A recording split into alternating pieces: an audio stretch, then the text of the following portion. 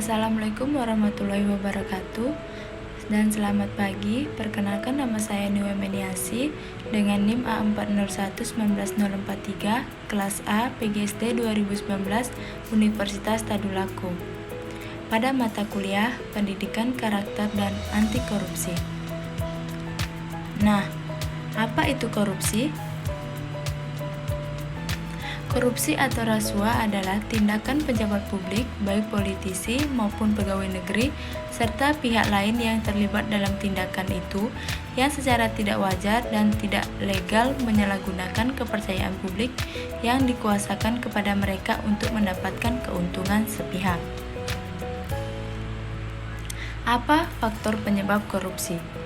Banyak faktor yang menjadi penyebab korupsi, baik berasal dari dalam diri pelaku atau dari luar pelaku.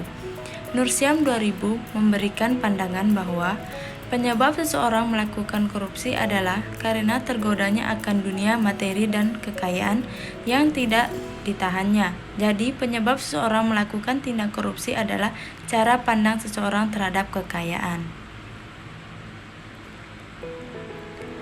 Kemudian, faktor secara umum korupsi.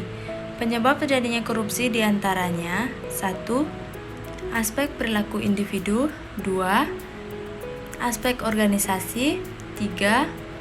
Aspek masyarakat tempat individu dan organisasi berada.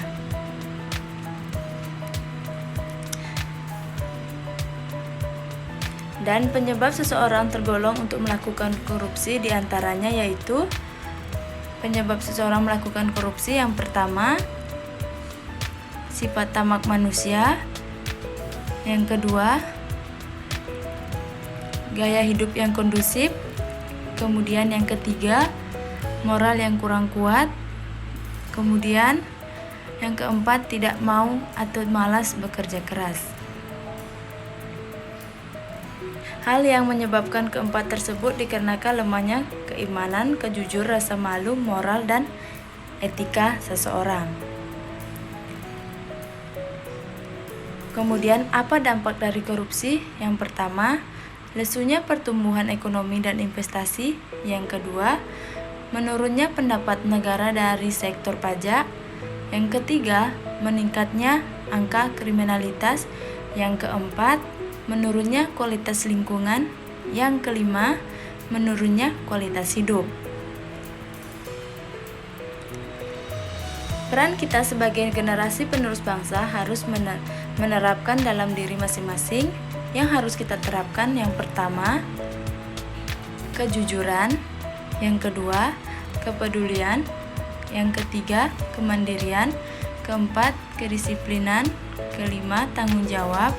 Dan keenam, kerja keras. Ketujuh, sederhana. Dan terakhir, kedelapan, keberanian dan keadilan. Nah, maka dari itu, kita sebagai generasi penerus bangsa jangan pernah melakukan tindakan korupsi dan ada daftar orang yang melakukan korupsi. Korupsi stop di sini. Berani melakukan perubahan dan melawan korupsi adalah sesuatu yang membuat kita lebih dihargai.